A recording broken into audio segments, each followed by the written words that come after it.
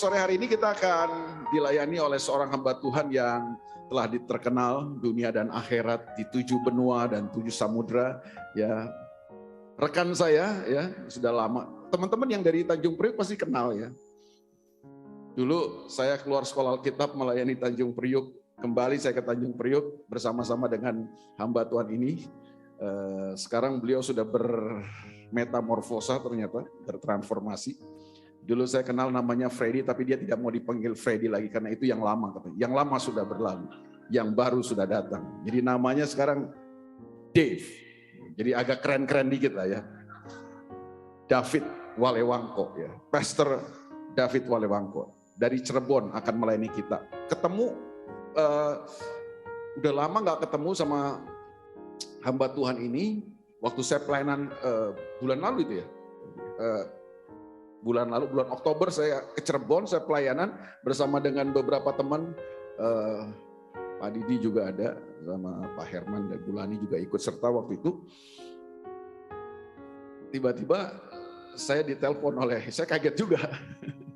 Beliau telepon saya setelah beberapa tahun lamanya tidak ketemu, ada mungkin 10-12 tahun kali ya nggak ketemu ya. Jadi beliau telepon saya dan kita ketemu di Cirebon dan sejak pertemuan itu kita connect lagi dan hari ini dalam kesempatan dia ke Jakarta saya bilang jangan cuma ke Jakarta dong, datanglah ke tempat kita dan bisa bagikan berkat firman Tuhan. Saudara siap untuk firman Tuhan hari ini? Kita sambut Pastor David Walewangko, silakan.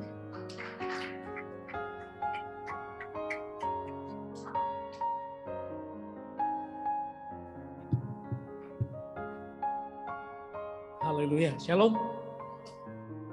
Saya merasa saya kembali ke asal.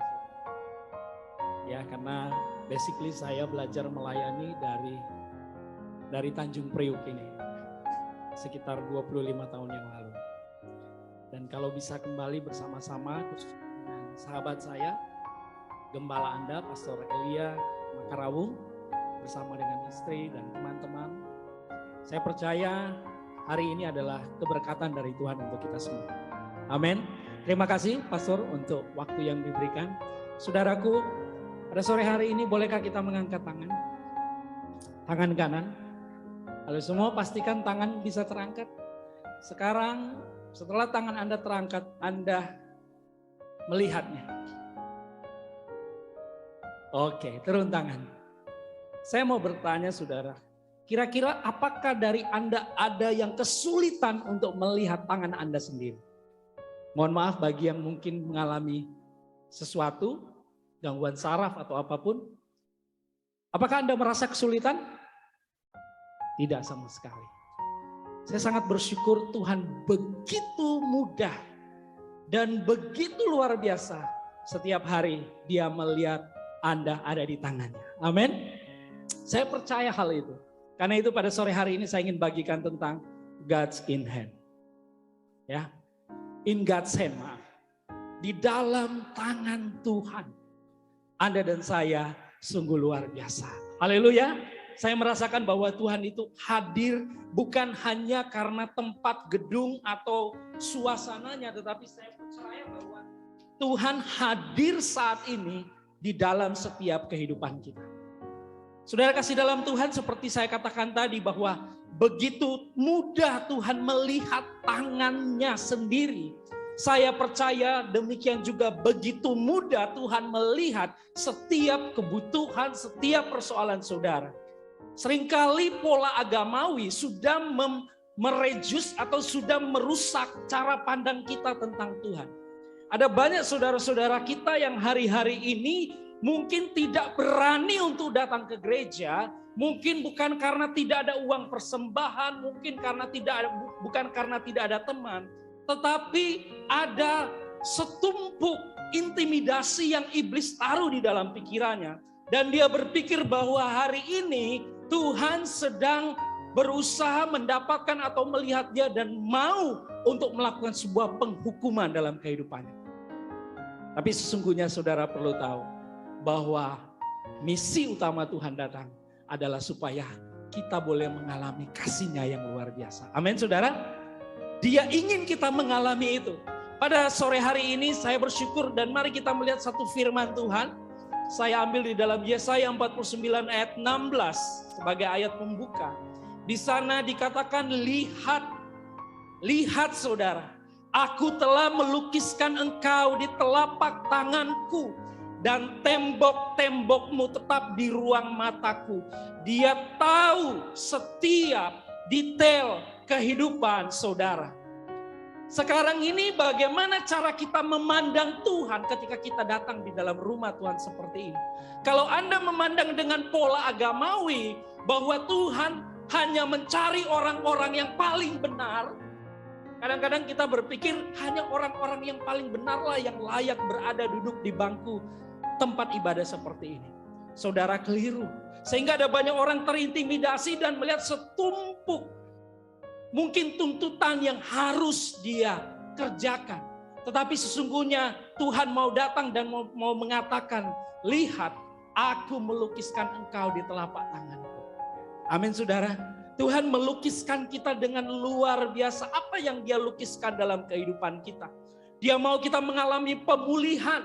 Pada saat kita merasa bahwa kita adalah orang-orang yang tidak layak, yang tidak berkenan, untuk itulah dia memanggil kita. Dia berkata, marilah, datanglah kepadaku, hai kamu yang letih lesu dan berbeban berat. Amin saudara, kita datang kepada Tuhan dan kita boleh mengalami pemulihan kasih-Nya yang luar biasa. Ini yang perlu kita alami setiap saat, bahwa setiap kali kita menyembah Tuhan, adalah yang kita alami, adalah bahwa kita mengalami perbuatan Tuhan yang dahsyat. Saya diberkati sekali dengan kesaksian yang disampaikan oleh worship leader, saudara. Karena saya percaya itu adalah wujud nyata bahwa Tuhan itu hadir. Amin. Tuhan ada, Tuhan hidup. Tuhan bukan cuma sebuah doktrin, bukan. Dia adalah pribadi yang hidup di dalam kehidupan saya dan saudara. Pada saat, boleh saya bersaksi sedikit, anak saya usia 5 tahun juga. Saudara, anak yang pertama mengalami DB, mungkin sakit yang biasa tetapi mematikan juga. Dan sebenarnya singkat cerita sudah 5 hari panas tinggi, itu tahun 2005 di Cianjur, Pastor. Waktu itu anak kami Philip. Oh ya, saya belum perkenalkan istri saya, saudara, saya lupa. Istri saya boleh berdiri? Ya, karena kami nggak bisa dipisahkan, saudara, jadi saya harus perkenalkan. Ya, puji Tuhan. Nah, kami diberikan, dikaruniakan oleh Tuhan 2 orang putra. Nah, putra yang pertama ini yang saya mau ceritakan secara singkat. Ketika dia mengalami sakit demam berdarah, sudah terlambat sebenarnya karena sudah ada bercak darah di pembuluh darah pecah di sekitar perutnya. Jadi dokter bilang, Pak, kenapa baru bawa? Anak sudah step, saudara, udah sempat mata tinggi. Baru bawa ke dokter dan saya bilang, aduh maaf kami nggak tahu dok kalau ini tuh apalah katakanlah demam berdarah. Ya ini udah terlambat. Ya udah dirawat aja. Saudara tahu demam berdarah kan pasti pengobatannya adalah supaya trombositnya naik. Singkat cerita sudah berjalan 4 dan hari kelima itu dokter mengatakan, Pak, kami nggak bisa buat apa-apa lagi dengan anak ini. Cuma dengan ya berdoa aja. Satu sore itu saudara, sekitar jam 3 atau jam 4 sore seperti ini, anak saya senang mendengarkan lagu-lagu pujian dan saya membawa video. Kebetulan di situ ada TV. Saya pakai dulu masih ada VCD zaman itu, saudara. Ada sebuah lagu sederhana yang berkata, Jesus love me, this I know, for the Bible tells me so. Nah, ketika lagu ini diputar, saudara, cuma ini lagu yang diketahui oleh anak saya pada saat itu. Dan anak saya mengikuti menyanyikan lagu ini. Dan di situ entah apa yang terjadi, pada beberapa menit kemudian, ketika waktu itu anak saya itu tubuhnya ini ya, kalau tadi dikatakan biru itu juga hampir sama. Jadi kebiru-biruan karena pecah pembuluh darah, ada yang merah di sini, pokoknya di beberapa seperti bercak-bercak seperti itu. Di situ saya juga melihat bahwa Tuhan itu ajaib. Saya sebagai gembala sebelumnya, hari-hari sebelumnya saya juga sudah berdoa, bahkan berdoa puasa, kurang apa seluruh jemaat yang kami gembalakan waktu itu kami berada di kota Cianjur. Ayo berdoa puasa, tetapi nggak ada sesuatu yang kami lihat progres. Tetapi pada saat anak saya dan istri saya dengan bahasa kata-kata yang tertati-tati, dia gemetar gitu ya. waktu itu suster-suster juga sudah cabut infusnya semua dan dia menyanyikan lagu ini. Yesus sayang padaku, Alkitab mengajarku, ya Yesus sayang padaku. Akhirnya lagu ini menjadi sebuah lagu penyembahan kami, saya, istri dan anak saya umur 5 tahun yang baru bisa menyanyi. Kurang lebih 5-6 menit kami menyanyikan lagu itu. Dan saya melihat tiba-tiba anak saya sudah yang pucat itu mulai tidak pucat lagi, saudara. Dan ajaib sekali lagi, bukan karena perbuatan manusia tetapi semua pekerjaan Tuhan. Waktu kami buka selimut dari anak kami, benar-benar semuanya itu hilang, saudara, udah nggak ada. Saya dapatkan apa di dalam peristiwa ini? Saya bilang Tuhan luar biasa. Karena saya percaya bahwa Tuhan sangat mengasihi anak-anaknya. Seringkali iblis atau agama mencoba untuk merubah wajah Tuhan sesuatu yang menakutkan. Tetapi sesungguhnya Tuhan dengan begitu luar biasa, Dia yang justru melakukan intervensi datang untuk kita. Dan Dia mau kita berada di genggaman tangannya yang luar biasa. In God's hand ini bukan sekadar kita berbicara bahwa kita hidup sebagai orang Kristen. Tidak cukup. Tetapi bagaimana kita boleh mengalami pengalaman bersama dengan Tuhan. Saya selalu katakan mari setiap kita datang ke dalam rumah Tuhan. Biarlah kita hanya mendownload kasih Tuhan yang luar biasa. Semakin Anda mendownload kasih Tuhan saat Anda menyembah. Semakin saudara menjadi pribadi yang kuat menjalani apapun persoalan hidup ini. Saudara tahu ada berapa murid yang Yesus persiapkan sebelum Dia disalibkan? Berapa murid saudara? 12. Kita semua sudah tahu. Dari 12 murid ini, 2 yang gagal. 1 Petrus, tapi akhirnya dipulihkan. Tapi ada 1 yang gagal total. Siapa namanya? Judas. Dari sekian banyak murid, Yesus dikatakan dia memiliki 12 murid, ada 70 murid, ada ratusan bahkan ribuan orang yang selalu mengikut Yesus. Betul saudara? Tetapi waktu Yesus ditangkap di malam itu, tidak ada 1 murid pun yang berani untuk mendekati pada saat Yesus ditangkap. Bahkan seorang Petrus yang begitu gagah perkasa berkata, aku rela mati untuk Tuhan. Aku siap dipenjara untuk Tuhan. Inilah kesombongan-kesombongan rohani. Seringkali kita ditipu oleh jargon-jargon agamawi yang sebenarnya kita bukan sedang mengandalkan Tuhan, tapi sedang mengandalkan diri sendiri. Dan kita tahu, kalau Yudas sudah kita nggak perlu bicarakan lagi. Tapi Petrus, dia gagal. Dia gagal membuktikan kasihnya. Ketika Yesus ditangkap, Yesus dianiaya, menderita sedemikian rupa. Tidak ada murid-murid, mereka semuanya kabur saudara. Tapi sesungguhnya bukan berarti tidak ada. Masih ada 1 murid yang sebenarnya walaupun tidak ditulis secara kelihatan sekali. Tetapi kalau kita mau melihat perjalanan Yesus sampai disalib, hanya ada 1 orang murid yang selalu tetap berani berdiri berada dekat salib Yesus. Siapakah dia saudara? Yohanes. Kenapa Yohanes? Kalau saudara membaca kitab Injil Yohanes, saudara akan temukan 5 kali. Angka 5 berbicara tentang kasih karunia Tuhan. 5 kali Yohanes menuliskan murid yang dikasihi. Amin. Murid yang dikasihi oleh Yesus. Pertanyaan saya, apakah hanya Yohanes dari 12 murid yang dikasihi oleh Yesus? Tentu tidak. Saya yakin tentu tidak. Tetapi bagaimana Yohanes mempersonifikasikan kasih Tuhan itu dalam kehidupannya every day, anytime. Dia selalu mengalami, dia selalu mendownload dalam bahasa kita sekarang ini. Dia sedang terus mengalami kasih Tuhan yang luar biasa. Dan ini membuktikan ketika Yesus ditangkap, ketika Yesus disalibkan, hanya seorang murid bernama Yohanes yang tetap berada dekat dengan salib Yesus. Ini membuktikan apa? Seorang yang mengalami kasih Tuhan adalah seorang yang akan dimampukan menghadapi tantangan, bahkan sesuatu yang mungkin secara manusia nggak bisa, tapi dia mampu menghadapinya. Ini adalah bagian dia tahu bahwa hidupnya ada di dalam tangan Tuhan. Amin saudara. Oh Yohanes kan murid Yesus. Yohanes kan orang yang setiap hari mengikut Yesus, seorang katakanlah orang benar, orang saleh. Oke. Tapi ada satu lagi pribadi yang sesungguhnya yang tidak masuk dalam standar kualifikasi secara rohani mungkin pada saat itu, tetapi dia juga berdiri bersama-sama dengan Ibu Yesus. Ketika Yesus disalib, dia tidak takut berdiri di atas bukit Kalvari. Siapakah dia? Maria Magdalena. Menurut banyak pengamat Alkitab, Maria Magdalena ini adalah wanita yang kedapatan berbuat zina. Ketika dia kedapatan berbuat zina, dan apa yang terjadi?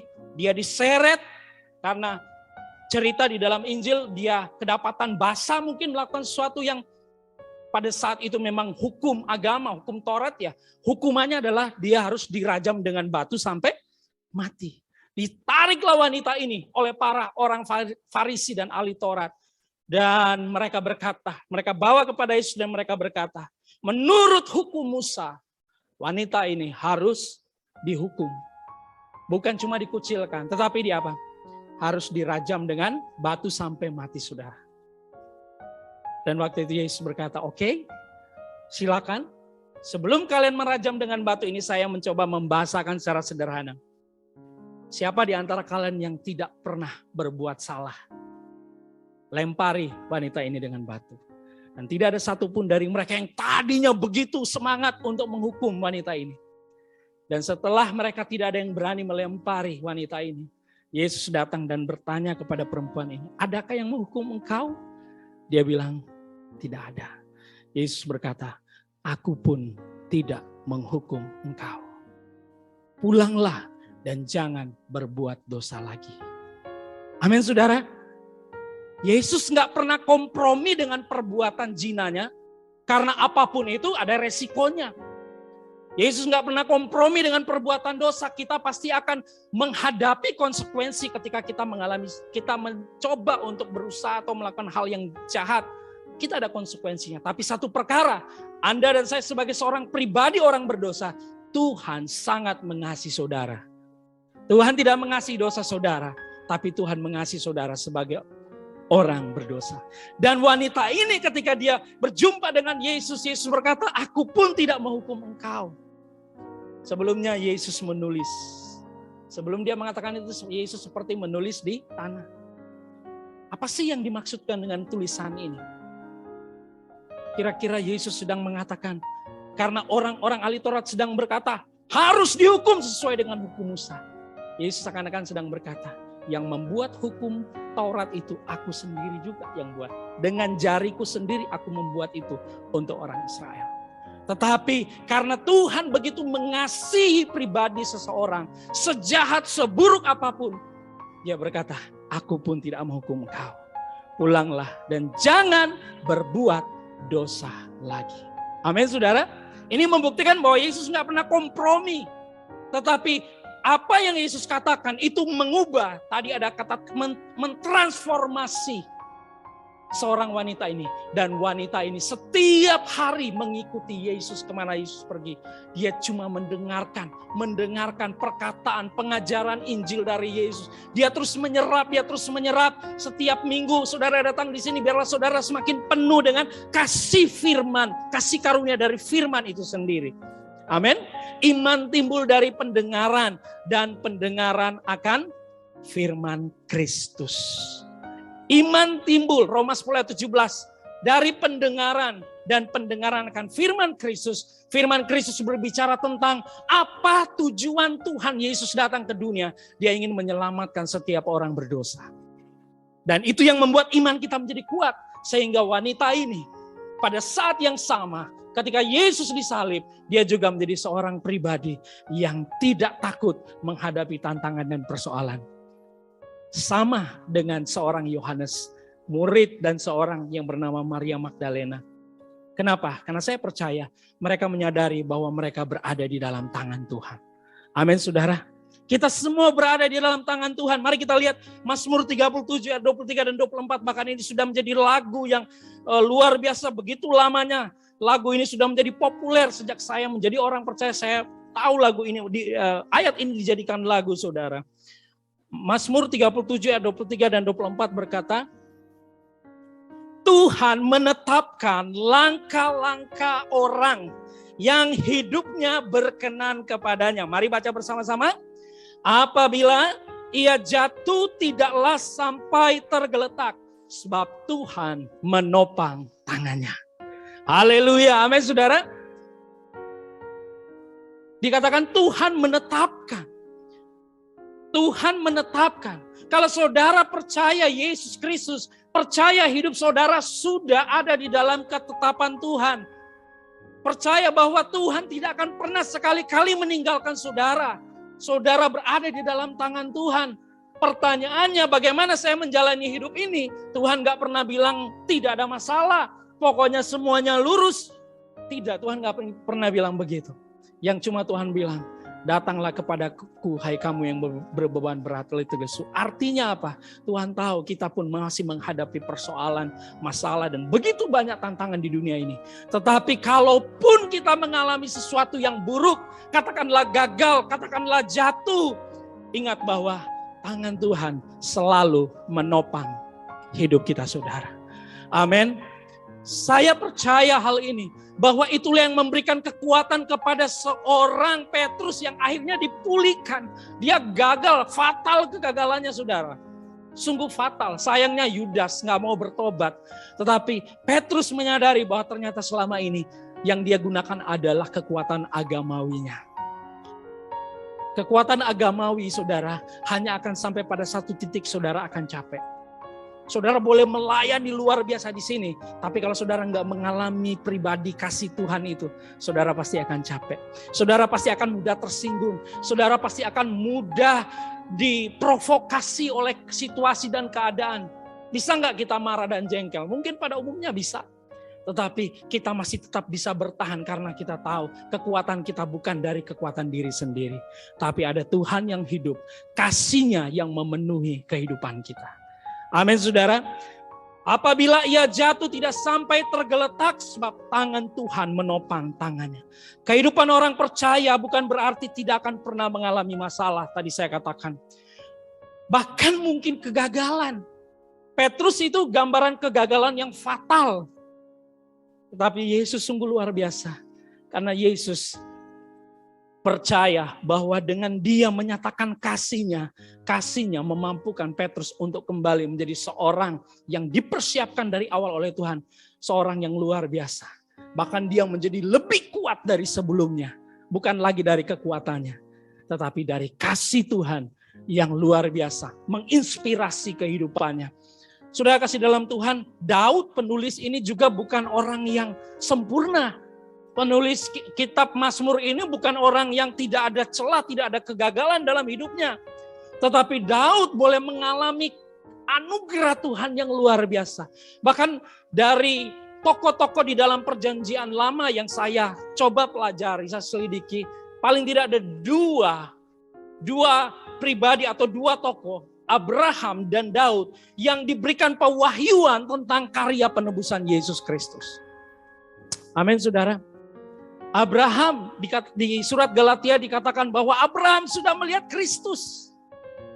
Daud bisa menyampaikan dalam Mazmur 103 bagaimana dia melihat di sana ada pengorbanan Yesus yang luar biasa untuk setiap orang berdosa. Persoalannya Anda mau percaya atau tidak? Saya yakin kita mempercayai Yesus. Amin. Dan kita ada di dalam tangan-Nya yang luar biasa. Tuhan menetapkan apabila ia jatuh.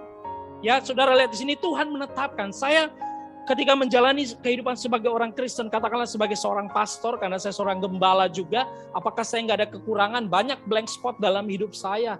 Yang istri saya juga mungkin tahu, mungkin juga orang lain juga tahu. Setiap kita punya kelemahan masing-masing. Tetapi jangan mau diintimidasi dengan kelemahan itu dan kita berkata, aduh kayaknya saya ini nggak bisa lagi. Ingat, apabila ia jatuh, tangan Tuhan selalu menopang kita. Amin saudara. Saya ingin mengencourage saudara, Daud juga adalah seorang yang pernah gagal. Bukan hanya gagal, dia seorang pezina, pembunuh. Tetapi dia bisa mengalami kasih daripada Tuhan. Kasih setia Tuhan. Dan dia berkata, kasih setia Tuhan memagari kehidupannya. Tangan Tuhan, dia selalu merasakan ada tangan Tuhan yang selalu menopang dia setiap saat. Di dalam Amsal 24 ayat 16 dikatakan, sebab 7 kali orang benar jatuh, namun ia bangun kembali. Tuhan ingin mengencourage kita sore hari ini bahwa Tuhan mau kita jangan berhenti bersama-sama dengan dia. Tuhan lebih tahu kelemahan-kelemahan kita. Tetapi satu perkara saudara harus tahu, bahwa mari kita boleh mengalami kasih-Nya yang luar biasa. Setiap kali Anda mendengar firman dari mimbar ini, biarlah kita seperti sebuah flash disk USB atau hard disk yang memiliki kapasitas besar, sedang menerima, mendownload sebanyak mungkin tentang kasih Tuhan yang dahsyat ini. Karena hanya kasih Tuhan yang bisa mengatasi segala-galanya. Semuanya bisa gagal. 1 Korintus 8 ayat 13 berkata, but one, love never fail. Amin saudara. Kasih tidak pernah gagal. Kami sedang melayani satu keluarga dan saya katakan, kalian memang pasti gak akan bisa. Tapi kalau kalian mengalami kasih Tuhan, pasti Tuhan akan memampukan untuk kalian melewati cobaan yang berat ini. Saudara kasih dalam Tuhan, karena Tuhan menopang. Sebab Tuhan tahu apabila dikatakan when you fall, when di sini ketika. Ketika ini berarti tinggal waktunya saja, kita nggak tahu kapan kita bisa mungkin kebentur, kita mungkin jatuh, kita mengalami sesuatu. Pasti terjadi. Saya nggak sedang menubuatkan saudara mengalami hal yang buruk. Tapi yang namanya saudara masih hidup di dunia ini masih bisa sakit, masih bisa mengalami ini dan itu. Tetapi satu perkara, Tuhan tidak akan meninggalkan saudara. Apa penyebabnya? Karena tangannya selalu menopang kehidupan kita. Bukankah kita percaya bahwa hidup kita ada di dalam tangan Tuhan? Amin. Kita berada di dalam tangan Tuhan yang luar biasa. Apa rahasianya? Mari kita lihat di dalam Roma 5 ayat 9 dan 10. Saya ingin saudara melihat ayat ini. Lebih-lebih karena kita sekarang telah dibenarkan oleh darahnya, kita pasti akan diselamatkan dari murka Allah. Apa yang menjadi kekuatan kita, jaminan kita? Satu, saya dan saudara dibenarkan di dalam Kristus. Saya dan saudara bukan dibenarkan dari kekuatan kita. Kita dibenarkan di dalam Kristus. Bukan karena perbuatan kita berkenan, tetapi kita dibenarkan oleh darah Yesus Kristus. Kalau seorang Kristen tahu dan mengalami bahwa dia dibenarkan oleh darah Yesus, gak perlu disuruh-suruh dia melakukan sesuatu. Karena dia tahu hidupnya hanya oleh anugerah Tuhan. Dan dia melakukan semuanya itu seperti saudara pernah melihat buah apel atau pohon anggur? Halo? Pernah dong? Atau pohon mangga. Kalau saudara ke Cirebon banyak mangga saudara.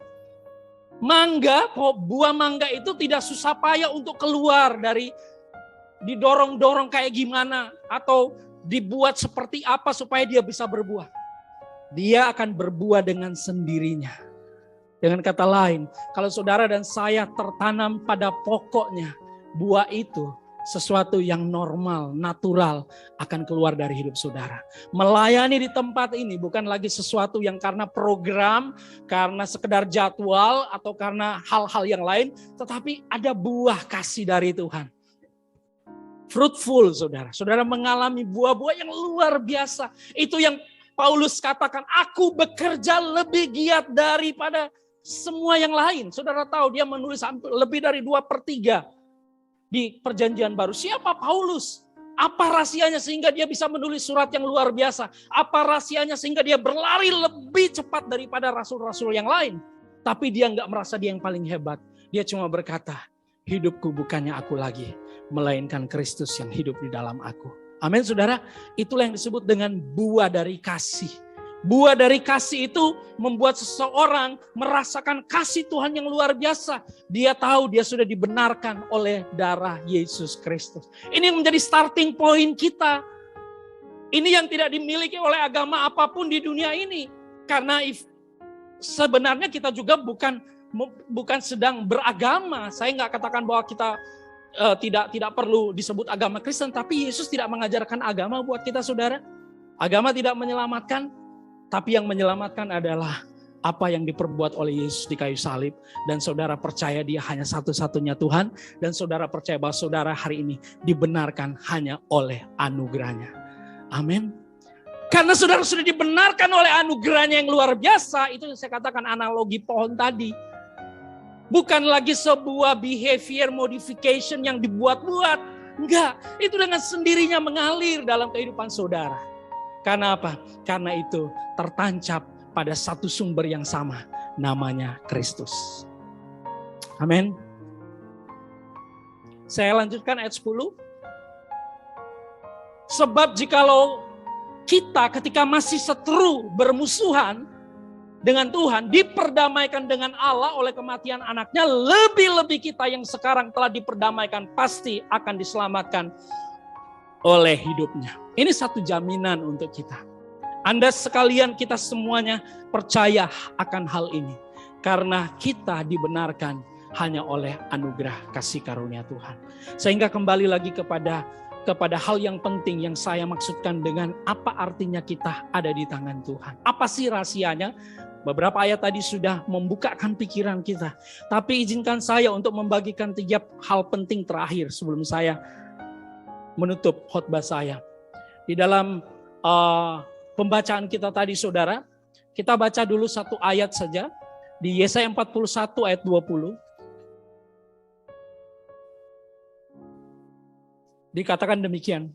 Supaya semua orang melihat dan mengetahui, memperhatikan dan memahami bahwa tangan Tuhan yang membuat semuanya ini yang Maha Kudus, Allah Israel yang menciptakannya.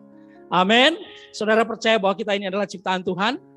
Amin. Ada tangan yang luar biasa yang kita tidak lihat secara fisik, tetapi dia sedang bekerja di dalam kita. Dan kita ada di dalam tangannya.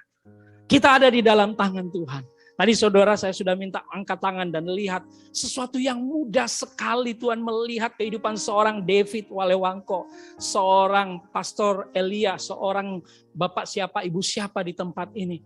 Tuhan begitu mudah melihat, tetapi dia melihat hari ini dengan kasih-Nya yang luar biasa.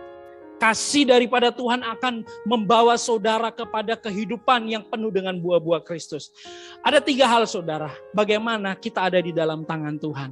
Yang pertama, yaitu di dalam kitab Wahyu 2 ayat 1. Ini saya coba untuk mengupas secara singkat, Wahyu 2 ayat 1, bisa ditayangkan Pak.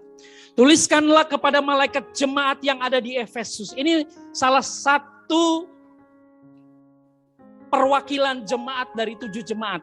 Ini menggambarkan kehidupan gereja di akhir zaman ini. Jemaat Efesus. Inilah firman dari Dia, yaitu Yesus, yang memegang, katakan bersama-sama yang memegang. Yang memegang ke-7 bintang itu, ke-7 gereja itu saudara. Pemimpin-pemimpin gereja. Ini berbicara tentang kehidupan kita. Itu di tangan kanannya. Haleluya. Tuhan memegang setiap kehidupan gereja ada di tangan kanannya. Saudara mengerti tangan kanan? Tuhan tuh menciptakan kita luar biasa. Walaupun banyak orang juga punya kekuatan di tangan kiri kidal. Tetapi pada umumnya orang memiliki kekuatan di tangan kanan. Dia memegang kita di tangan kanannya. Dan berjalan di antara ke-7 kaki dian emas itu. Dalam bahasa Yunani secara sederhana saya membaca ini. Kata memegang di situ disebut krateo, saudara. Krateo. Katakan bersama-sama krateo. Krateo ini dari rootnya kratos atau power, dominion, strength, and mighty. Ada tangan Tuhan yang bukan tangan sembarangan yang sedang memegang ke-7 bintang itu. Siapa mereka? Siapa itu? Saya percaya adalah gereja Tuhan. Anda dan saya dipegang oleh tangan yang luar biasa. Dalam bahasa Ibrani disebut kasak. Kasak to strengthen, prevail, harden, be strong. Kekuatan yang luar biasa. Dan tangan yang luar biasa kuat ini sedang memegang setiap kehidupan keluarga, anak-anak, bisnis, pekerjaan, apapun kalau kita percaya kepada Yesus. Dan kita menyerahkan hidup kita dalam tangan Tuhan. Dia sedang memegang kehidupan. Amin. Dia sedang memegang kita. Tetapi bukan berarti dengan kekuatannya terus dia melumat kita, bukan itu. Tetapi ada sesuatu yang tidak bisa dikalahkan oleh orang lain, yang tidak bisa diambil alih oleh orang lain. Itulah tangan Tuhan yang sedang memegang ketujuh bintang. Kalau saudara baca seterusnya, Efesus, Smyrna, Laodikia, Tiatira, dan 7 jemaat ini, Pergamus. Ini semua jemaat-jemaat yang plus minus, betul nggak saudara? Kecuali Philadelphia yang memang mendapat grade yang luar biasa. Tetapi ini menggambarkan apa?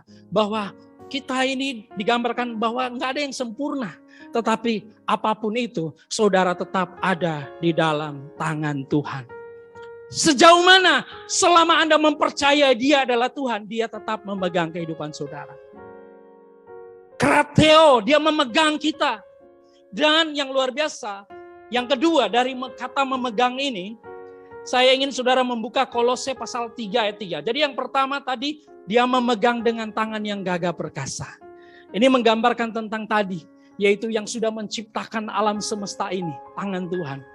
Bukankah saudara, kalau yang lain-lain, Tuhan memang berfirman, maka jadilah ini.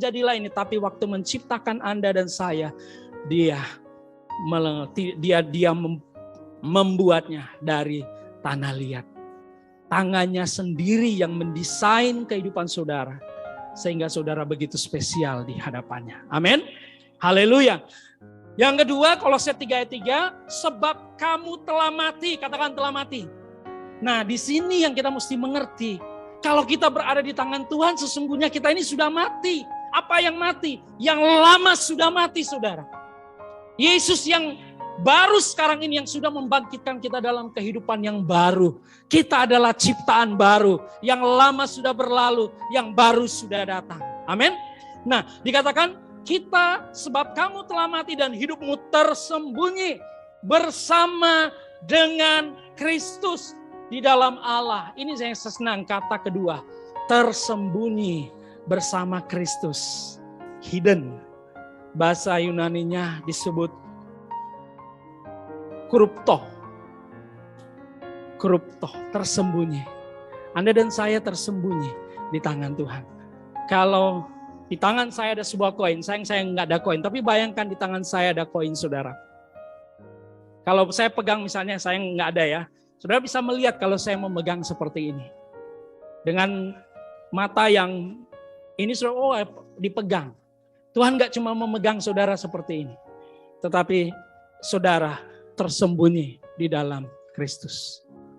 Dia memegang Anda dan Dia sembunyikan Anda ada di dalam. Ini yang saya percaya. Saya bisa mengalami banyak masalah, persoalan sakit penyakit. Tetapi saya percaya saya tersembunyi dalam Kristus. Iblis mempunyai cara rencana yang jahat menjatuhkan saya. Mungkin mau membinasakan saya, tetapi saya tersembunyi di dalam Kristus. Kalau koin ini saya cuma pegang seperti ini, Anda bisa lihat. Tetapi waktu saya pegang dalam genggaman tangan saya, tidak ada yang bisa melihat. Yang saudara bisa lihat hanya ini, yaitu kepalan tangan. Ini menggambarkan sesungguhnya secara rohani, secara spiritual, iblis melihat saudara, dia nggak melihat saudara secara, oh itu Pak Elia, oh itu Pak David. Sesungguhnya dia sedang melihat bahwa Kristus hidup di dalam saudara. Dia sedang melihat Kristus. Amin saudara. Karena Kristus mau kita menjadi serupa dengan Dia. Makanya kita tersembunyi, krupto. Kolose pasal 3 ayat 3. Kita tersembunyi. Kalau tersembunyi nggak ada yang bisa lihat. Anda dan saudara, saya dan saudara aman di dalam tangan Tuhan. Sungguh-sungguh aman. Di dalam Mazmur 27 ayat yang kelima dikatakan, sebab Ia melindungi aku dalam pondoknya pada waktu bahaya. Ia menyembunyikan aku dalam persembunyian di kemahnya. Ia mengangkat aku ke atas gunung batu. Tuhan angkat tangannya. Dia menyembunyikan, tetapi yang tetap kelihatan bukan saudara. Makanya jangan sombong saudara. Kalau saudara diberkati Tuhan, saya diberkati Tuhan, saya bisa dipakai Tuhan. Sesungguhnya yang kelihatan secara roh adalah Kristus yang ada di dalam kehidupan kita. Sehingga kita tidak perlu takut bahwa Tuhan yang memegang kita. Kita tersembunyi di dalam Yesus Kristus. Matius, ya tadi Mazmur 27 ayat 5 saya sudah bacakan. Dan yang ketiga, yang terakhir. dengan tangan Tuhan sendiri. Dia memegang, bukan meminjam tangan orang lain, tetapi dengan tangan Tuhan sendiri. Tangan Tuhan yang mana, saudara? Satu ayat terakhir, saudara, Yohanes 10 ayat 28 dan 29. Ayat ini sangat memberkati saya. Ayat ini saya percaya juga terjadi tidak hanya untuk keselamatan kita, itu sudah pasti, tapi dalam setiap kehidupan kita. Anda dan saudara, kita semuanya, kita ada di dalam genggaman tangan Tuhan. Di situ dikatakan, dan aku memberikan hidup yang kekal kepada mereka. Mereka itu siapa? Yang percaya. Amin, saudara. Yang menerima dia dan mengalami kehidupan baru. Dan mereka pasti tidak akan binasa sampai selama-lamanya. Dan seorang pun, ini kata yang ingin saya tekankan, tidak akan merebut mereka dari tanganku. Amin. Tidak akan merebut. Jadi yang pertama, tidak bisa, saudara, tidak bisa dikalahkan oleh siapapun. Yang kedua, Anda tidak terlihat, hanya Kristus yang terlihat. Dan yang ketiga, tidak dapat direbut oleh siapapun dari kehidupan Yesus Kristus. Ayat yang ke-29, kita lanjutkan ayat 29. Bapakku yang memberikan mereka kepadaku. Anda dan saya sudah diberikan di dalam Yesus Kristus. Anda dan saya sekarang ini berada di tangan Tuhan. Lebih besar lagi daripada siapapun. Dan seorang pun tidak dapat merebut mereka dari tanganku. Dalam bahasa Ibrani dikatakan hire, tangannya sendiri. Tangan Tuhan sendiri. Saudara kasih dalam Tuhan, saya percaya apapun persoalan pergumulan kehidupan kita, mari kita mulai melihat kehidupan kita bahwa mungkin orang menjauhi saudara, orang menghindari saudara, orang tidak peduli dengan saudara. Tapi mari hari ini percaya, tangan Tuhan yang kuat, krateo. Tangan Tuhan yang menyembunyikan Anda ketika iblis datang berusaha menjatuhkan Anda. Dia tidak bisa mengalahkan saudara, karena saudara berada di dalam tangan Tuhan. Dan itu bukan tangan orang lain. Itu adalah tangannya sendiri. Bapak Ibu percaya Tuhan memegang kehidupan kita dengan tangannya. Amin. Dia mengasihi kita. Dia membuat kita menjadi pribadi-pribadi yang tangguh secara rohani. Bukan karena kehebatan kita, tetapi karena kasih Tuhan. Sehingga kita selalu membayangkan, apapun persoalanku, hidupku adalah dalam tangan Tuhan. Bukan berarti menjadi seorang saudara yang tidak mau melakukan apa-apa. Justru karena saudara tahu, hidup saudara dalam tangan Tuhan. Ada keberanian ilahi untuk saudara tetap maju dan berjalan. Ada keberanian ilahi untuk saudara tetap melayani. Ada keberanian ilahi untuk saudara tetap bekerja, melakukan banyak hal yang menjadi berkat bagi kehidupan keluarga dan orang lain. Karena tangan Tuhan selalu memegang kehidupan kita. Beri tepuk tangan bagi Yesus. Haleluya. Mari kita berdiri bersama-sama saudara. Sebelum saya menyerahkan pulpit ini, mari kita boleh merenungkan sesaat bahwa tangan Tuhan itu luar biasa. Tangan Tuhan itu ajaib. Tangan Tuhan itu dahsyat. Dia tidak sedang menggunakan tangan orang lain, tetapi tangannya sendiri yang memegang hidup saudara. Apa yang saudara takuti? Alkitab berkata, tidak ada yang dapat merebut, Yesus berkata, tidak ada yang dapat merebut mereka dari tanganku. Hidup saudara sungguh-sungguh aman di dalam tangan Tuhan. Iblis berusaha untuk membuat serangkaian rencana jahat. Percayalah, hidup saudara ada di dalam tangan Tuhan. Bahkan Anda tersembunyi. Iblis tidak bisa melihat saudara, yang mereka lihat adalah Yesus. Bukankah ada ayat firman Tuhan berkata, bukan engkau yang berperang, tetapi aku yang berperang untuk engkau. Itulah tangan Tuhan yang gagah perkasa. Dan tangan itu adalah tangan yang menciptakan segala sesuatu. Lebih-lebih tangan yang sudah mendesain kehidupan saudara dan saya. Sehingga dia punya rencana yang indah dalam hidup saudara. Mari kita boleh angkat tangan kita dan kita percaya dan berkata, Tuhan, kami percaya hidup kami ada di dalam tangan. Hidup kami tidak pernah dilepaskan oleh apapun Tuhan. Hidup kami tidak akan pernah dibiarkan menghadapi lembah kekelaman sekelam seburuk apapun. Hidup kami tersembunyi di dalam Engkau. Dan kami tahu tangan yang berlubang paku, tangan Yesus sendiri yang memegang tangan. Sehingga tidak ada seorang pun yang bisa merebut kami dari tangan Yesus. Terima kasih untuk kasih-Mu yang dahsyat, yang luar biasa.